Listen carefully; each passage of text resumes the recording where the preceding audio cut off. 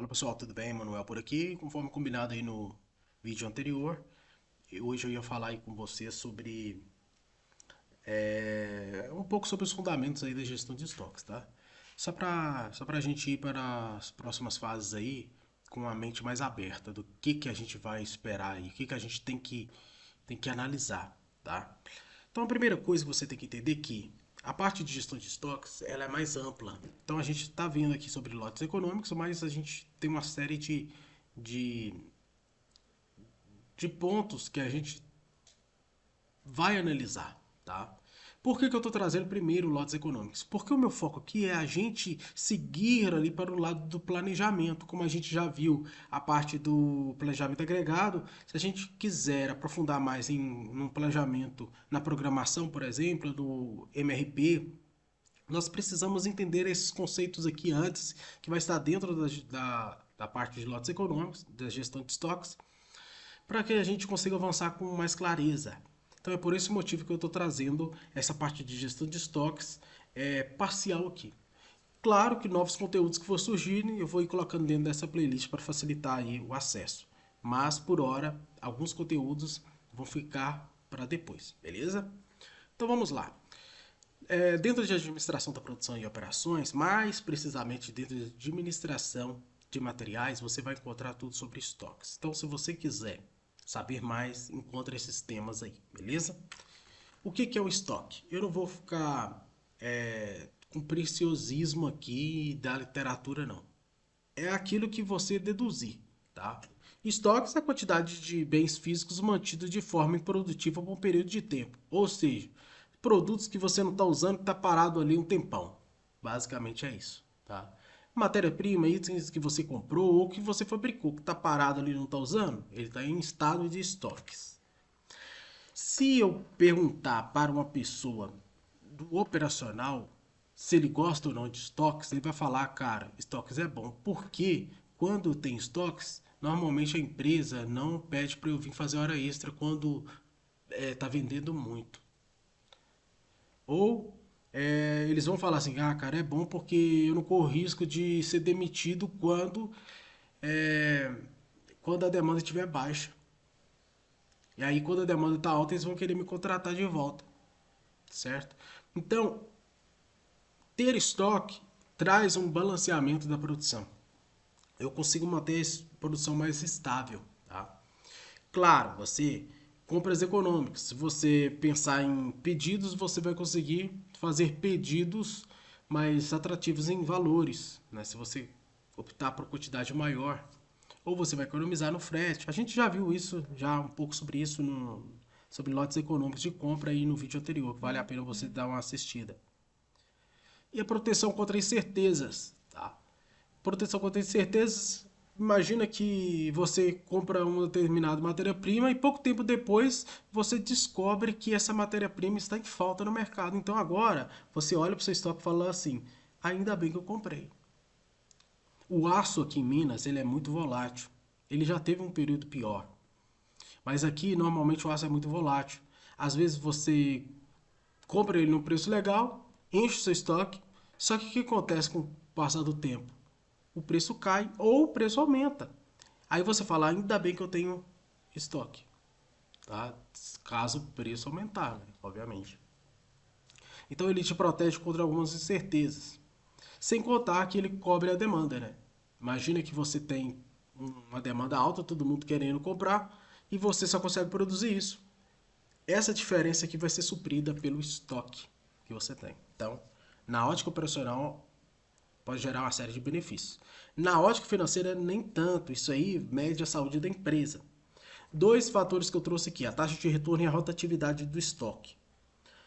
Cara, não precisa você ficar louco com isso e tentar entender qual que é a fórmula. Eu posso passar para você, não tem problema. Mas o que você tem que entender é que, na ótica financeira, ter estoque não é que é ruim, mas você tem que fazer isso consciente. Por quê? Se você tiver estoque, vai medir, né, vai se medir a rotatividade desse estoque. Quantas vezes esse estoque está girando? É importante que o estoque gire, por quê?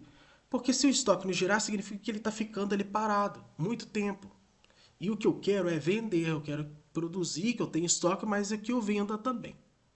Então a rotatividade é dada pela produção dentro de um período dividido ali pelo estoque médio desse mesmo período. Sei lá, se é um ano, eu vejo quanto que eu produzi no ano, divido pelo estoque médio durante este ano. Temos também a taxa de retorno, que é o quê? O lucro dividido pelo capital de investimento. Estoque está dentro de capital investido. Se o estoque é um capital que foi investido, logo, lucro dividido por um estoque enorme, ou seja, o denominador está muito grande, a taxa de retorno vai ser baixa. Pega 1 dividido por 10, dá 0,01, não é isso? Se eu pego 1 dividido por 1 milhão, dá 0,0000.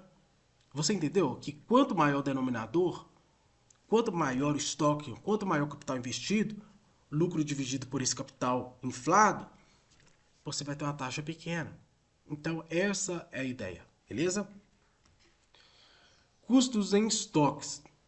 Se a gente analisar, nós vamos ter uma série de custos. Mas só para você entender os custos que estão envolvidos aqui, alguns aqui não foram descritos, que normalmente as empresas agrupam, enfim. Mas além do custo do item, que é o custo que eu tenho para produzir o item, e o custo do pedido, que eu tenho um custo para realizar o pedido, né, que a gente já viu sobre isso também na aula anterior e no momento anterior, nós vamos ter alguns custos unitários de manutenção de estoque, que é o custo do capital, o custo de armazenagem e o custo pela falta de estoque. Você já parou para pensar que o custo de capital é a oportunidade que você tinha se você não tivesse produzido aquele estoque?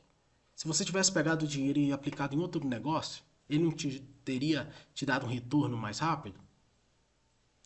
Ou custo de armazenagem. Você tem aluguel do armazém, você tem obsolescência do item, fica ali exposto.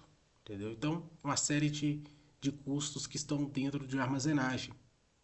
E o custo também da falta de estoque é interessante eu falar. O fato de você não ter estoque pode ser um custo, pode gerar um custo. Que você está perdendo vendas. Então, talvez você equilibrar. É melhor eu ter um custo maior de armazenagem aqui, e lógico de capital, ou eu deixar aí sem estoque. É melhor ter somente o custo de falta de estoque. Aí você pode balancear isso, você vai ver qual que vai gerar menos impacto. Dentro de demanda independente, a gente vai ver mais para frente sobre a administração desse estoque por reposição, tá? Eu coloquei método de produção aí, mas não é método de produção, tá?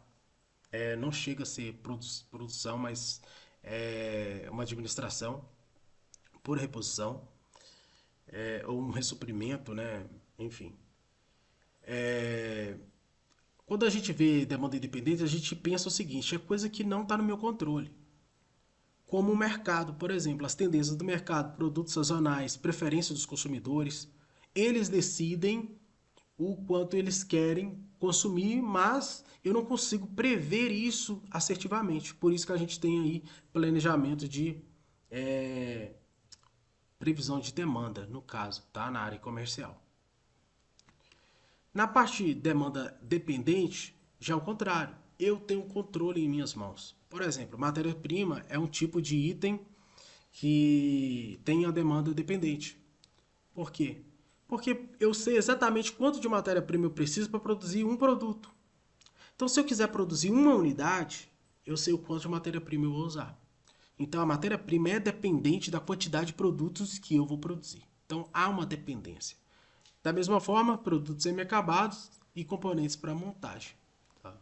O método aqui utilizado para a administração, para a gestão, é por requisição. Então, uma coisa requisita a outra.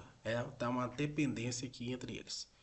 Não precisa se preocupar com isso, porque isso vai ficar mais claro quando a gente for entrar principalmente sobre demanda independente e falar sobre a parte de reposição, ressuprimento de estoques, beleza? Vamos deixar para preocupar lá na frente. O que eu quero que você foque aqui é basicamente nesses 3 princípios aqui da conclusão. Que eu tenho custos envolvidos em estoques, eu tenho o nível de serviço, o quanto que eu quero atender, a satisfação do meu cliente, e os resultados financeiros aqui, eles são observados porque eles medem a saúde da empresa. Beleza? Se você ficou até aqui, eu te agradeço muitíssimo. O próximo vídeo que vai sair aí vai ser sobre a parte do exercício, sobre o lote econômico de compra. Então, eu acredito que vale muito a pena você já deixar o seu like nesse vídeo e no próximo e seguir aí as próximas playlists para ficar por dentro desse universo da gestão de estoques, beleza? Muito obrigado e até a próxima.